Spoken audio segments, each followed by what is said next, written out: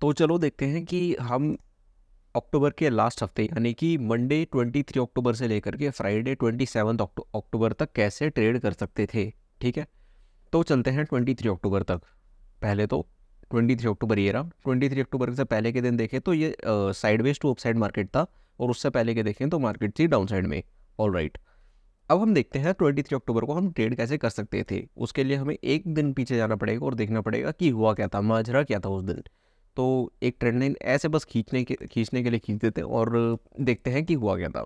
Right, तो यहाँ पर से अगर हम देखें बहुत सारे लोगों ने इस ट्रेंड लाइन पे बाइंग करनी चालू कर दी होगी और यहाँ से भी कई सारे लोग बाय करके गए होंगे। ठीक है, इतनी बात हमें समझ आ चुकी है। और नेक्स्ट अगर हम देखेंगे यहाँ पे, तो यहाँ पे जो एक सेलर बैठा होगा उसका भी कहीं ना कहीं एक ना एक एसएल हिट हुआ होगा। यहाँ पर एसएल हिट हो चुका होगा उसका, और प्लस जो यहाँ पे बंदा बैठा होगा जिसने यहाँ पर से सेलिंग करी होगी उसका एसएल हिट हो गया होगा। कहाँ पे, इसको डिलीट करता हूँ और यहाँ पे दिखाता हूँ। जी हाँ, उसका भी एसएल यहाँ पे हिट हो गया होगा। ठीक है, तो जब ऐसी बात हुई तो हमें पता लग सकता है कि यहाँ एसएल तो ऊपर वालों के अब जिन्होंने ऊपर से सेल किया होगा उनके कट चुके हैं, अब नीचे के एसएल अभी बच रहे हैं। ठीक है, यानी कि इन वाले बायर्स के, जो यहाँ पे बैठे हुए बायर्स, इन वाले बायर्स के एसएल अभी बच रहे हैं।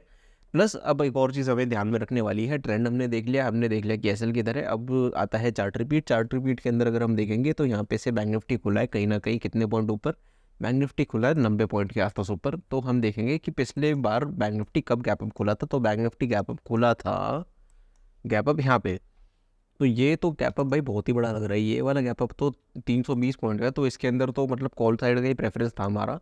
तो इसको हम नहीं देखेंगे और हम इसी को इंडिविजुअली देखेंगे। तो इंडिविजुअली देखने पे तो हमें एसएल का अगर देखा जाए, एसएल हमें बता रहा है कि नीचे का साइड का ही बनता है ट्रेंड, क्योंकि डाउन साइड का तो ट्रेंड के साथ में चले तो वही डाउन साइड का हमें पता लग रहा है। अब हम देख लेते हैं पैरेलल वॉचिंग के पॉइंट ऑफ व्यू से। पैरेलल वॉचिंग के पॉइंट ऑफ व्यू से अगर देखेंगे तो निफ्टी के अंदर हम चलते हैं 23 अक्टूबर को।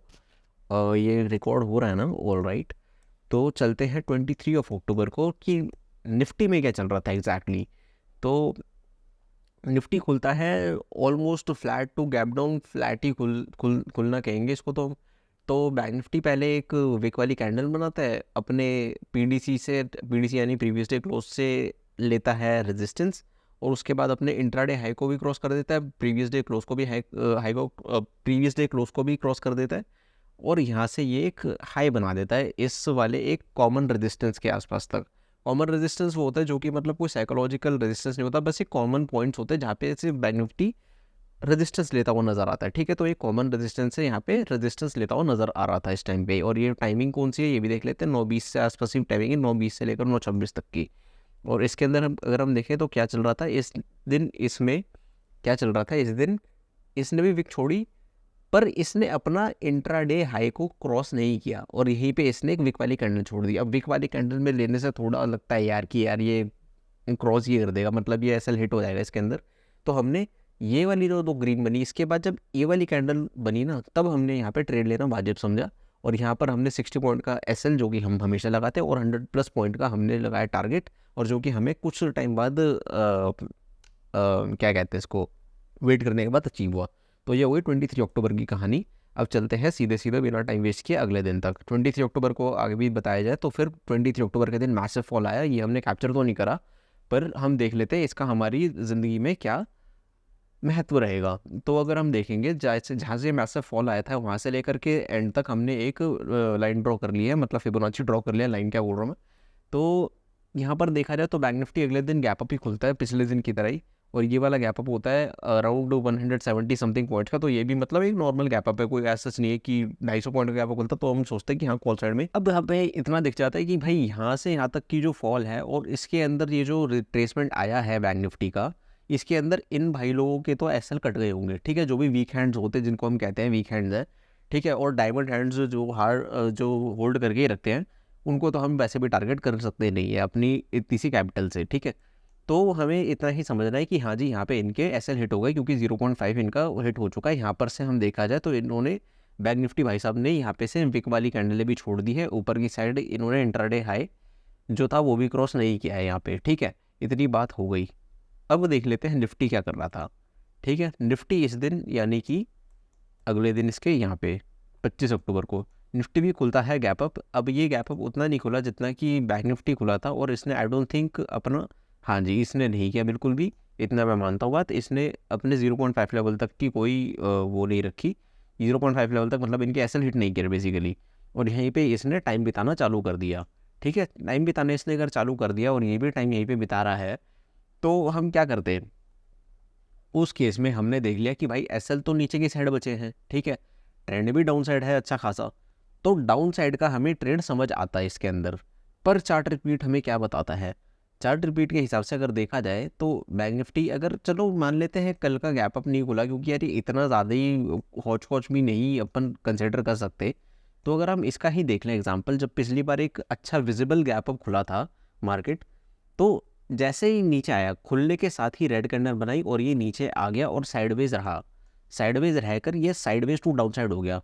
ठीक है, पहले नीचे गिरा, साइडवेज टू डाउन साइड हो गया, नीचे गिरा, फिर साइडवेज टू डाउन साइड हो गया, और इस टाइम पे ये क्या कर रहा है? रेड कैंडल बनाई, नीचे गिरा, साइडवेज हुआ, मतलब साइडवेज ही कहेंगे इसको, क्योंकि ये इस जो इसने पहली मूवमेंट करी सुबह की उसी के अंदर रहा और फिर डाउन साइड चला गया। ठीक है, तो देखा जाए तो पूरी मार्केट का अगर स्ट्रक्चर देखा जाए तो वो रिपीट हुआ है। पर अगर इसके अंदर देखा जाए तो यहाँ पे ये बी पैटर्न बना के कैसे नीचे आ रहा है, ठीक है, तो इसकी वजह से, क्योंकि हमारा ये भी हमें दिख रहा है कि ये नीचे आना चाहिए, ट्रेंड भी डाउन साइड का है, ये एसएल हिट होके 0.5 के ये भी नीचे आने चाहिए, तो फिर हम यहाँ पे ऑब्वियसली यहाँ पे ट्रेड बना सकते थे, क्योंकि ये विक वाली कैंडल भी छोड़ दी है इसने, यहाँ पर से एक क्या नाम से हैमर भी बनाई दी है इसने, और हम यहाँ पे इस कैंडल के नीचे तो ज़रूर ले सकते थे अपना एक पुट साइड का ट्रेड जो हमने लिया यहाँ पे, और यहाँ पे हमारे मिल गए हमको 120 पॉइंट्स विद 60 पॉइंट का एसएल जो कि हिट नहीं हुआ। ठीक है, इसको अगर ठीक से रख देते हैं यहाँ पे, आप समझ ही गए। अब हम चलते हैं बिना टाइम वेस्ट करे एक और जगह पे। 25 अक्टूबर का हो गया राइट, 25 अक्टूबर के बाद हम 26 अक्टूबर पे जाते हैं। 26 अक्टूबर के दिन अब देखिए मार्केट काफ़ी टाइम से नीचे गिरता हुआ जा रहा है, ठीक है, और इस दिन मार्केट खुलता है गैप डाउन। अभी तक मार्केट गैप अप खुल रहा था, अब इस बार खुला है ये गैप डाउन। तो यहाँ पे से हम देख लेते हैं कितना गैप डाउन खुला है, ये 130 पॉइंट के करीब गैप डाउन खुला है। ठीक है, तो 130 पॉइंट भी कोई बड़ी बात नहीं है, नॉर्मल गैप है, ठीक है, और ये गैप भी विजिबल है।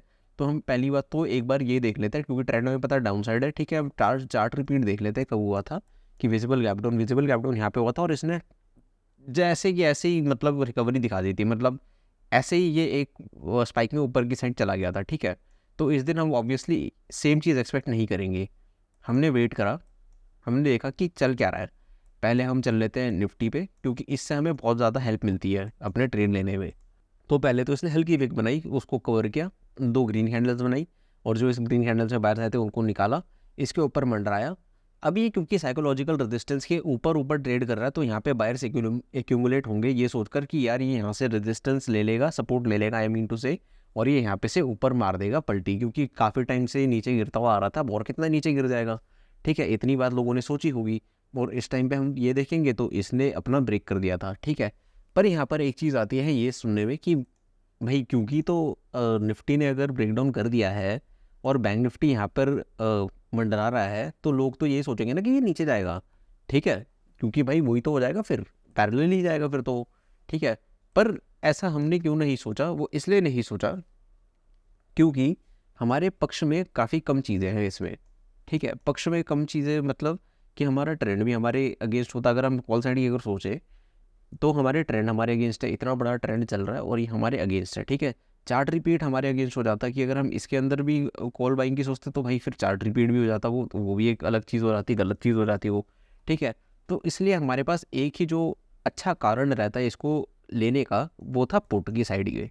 ठीक है, पुट की साइड पे, क्योंकि हाँ हम ये ज़रूर मानते कि पैरेलल वॉचिंग के तहत बैंक अगर निफ्टी अपना ये साइकोलॉजिकल लेवल तोड़ देता है और नीचे जाने के लिए लोगों को ललचाता है, तो उस टाइम पे बैंक निफ्टी सपोर्ट ले लेता है और उसके ऑपोजिट चला जाता है, या फिर टाइम बिताता है और टाइम वेस्ट करता है।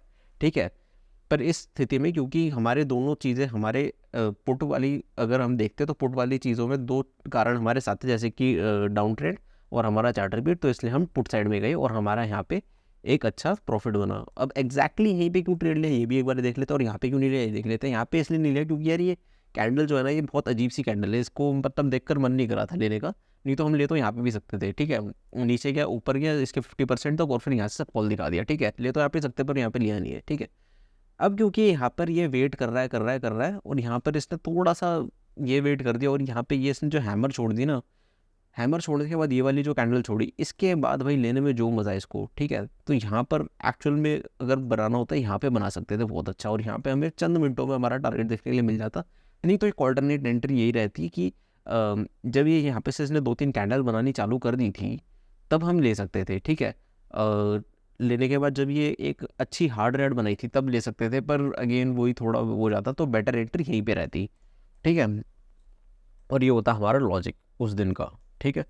और हमारा यहाँ पे टारगेट अचीव हो रहा था जो हमें चाहिए था 100 प्लस पॉइंट का विद 60 पॉइंट SL।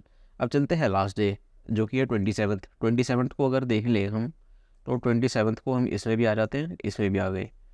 तो 27th को ये खुलता है सीधा सीधा कितने पॉइंट का गैप अप, ये खुलता है सीधा सीधा 282 पॉइंट का गैप अप। तो इसके अंदर तो सीधा साफ हमारा बायर्स है कॉल की साइड का, क्योंकि इतना बड़ा गैप अप खुला है, ठीक है। नीचे के जो बायर्स हैं उनको टारगेट करना बहुत मुश्किल है। और इस दिन अगर हम देखें यहाँ पे तो बैंक निफ्टी ने दोनों साइड यहाँ पे एक वीक वाली कैंडल बनाई जिसका इसने ये तोड़ दिया, इंट्राडे लो तोड़ दिया। यहाँ पे भी जो एक वीक वाली कैंडल हमें दिख रही है, ये वाली कैंडल जिसका भी वीक इसने तोड़ दिया है, और नीचे की साइड पे इसने क्लोजिंग तो नहीं दी, क्लोजिंग ही दे दी है वैसे तो, ठीक है। और यहाँ पे भी अगर देखा जाए तो इसने इस वाली वीक कैंडल का सारे SL खा लिए हैं, ठीक है। और ये अपने इंट्राडे लो से सपोर्ट लेकर ऊपर जाने लग रहा है, ठीक है। तो अगर ये यहाँ से जाना होता इसको तो यहीं से जाता, अगर नहीं जाना होता तो ये ब्रेक करके हमारा SL पहले हिट कर देता, उसके बाद जाता, ठीक है। अब हमने यहाँ पे लेना ही वाजिब क्यों समझा, वो इसके लिए क्योंकि अगर हम यहाँ पे देखेंगे तो हमें साफ दिखेगा कि बैंक निफ्टी यहाँ पे जब गैप अप ओपन हुआ था उसके बाद इसने एक डाउन साइड मूवमेंट दिखाई थी, ठीक है। और फिर इसी दिन अगर हम देखेंगे तो इसने कोई साइकोलॉजिकल अपने सपोर्ट का कोई सम्मान नहीं किया और ये नीचे गिर गया, और साइकोलॉजिकल लेवल का एज अ रेजिस्टेंस सम्मान किया, ठीक है। और नेक्स्ट दिन भी सेम कहानी थी, यहाँ पे भी इसने एज अ सपोर्ट इसको रिस्पेक्ट नहीं किया और यहीं पे रहा। तो इस दिन क्योंकि हमारे पास ये 2 कारण रहे थे, एक स्ट्रॉन्ग कारण जो जिसको हम कह सकते हैं वो रहे थे, प्लस एक और चीज़ जो मैं बताता हूँ अभी मुझे याद ही आ गई है, जो मैं इस टाइम पे लगा कर रखा था बट मैं भूल गया था। ये देखो यहाँ पर ऑलरेडी इसने 0.5 का लेवल क्रॉस कर दिया था, ठीक है। 0.5 का लेवल मतलब इन वाले सेलर्स को निकाल दिया था, और यहाँ पर से ये नीचे की तरफ इसने एज अ ये कर दिया था, मतलब कि नीचे के साइड की मूवमेंट दिखानी चालू कर दी थी। तो यहाँ पे जितने भी सेलर्स आए होंगे उनका भी ये SL लेता हुआ निकला, ठीक है। क्योंकि यहाँ पे बहुत लोग सोच रहे होंगे क्योंकि कितने दिन से तो ये यहाँ पे सपोर्ट का रिस्पेक्ट कर नहीं रहा, तो यहाँ पे भी ये तोड़ ही देगा। तो यहाँ पर मेन लोग आए होंगे इस पॉइंट पे, मतलब ये जो एक स्विंग बन रहा था ना ऐसे करके, यहाँ पे बहुत लोग आए होंगे इस वाली शूटिंग स्टार पे। तो हमने इससे पहले ले ली एंट्री, वो ठीक है क्योंकि हमारा फिर SL छोटा हो गया, पर हाँ ये एक सही एंट्री थी। और यही था पूरा का पूरे अक्टूबर में जो हम ट्रेड अच्छे तरीके से कर सकते थे और ले सकते थे। इसके अंदर अगर हम ट्रेड करते और ऐसे ही काम करते तो 15-15-15 करके हमारे पास 5 दिन का समय था, तो 75% का ROI अगर हम सम अप करके देखें तो अपना हो जाता, ठीक है। इसी तरीके से हम कुछ ट्रेड कर सकते थे। Thank you.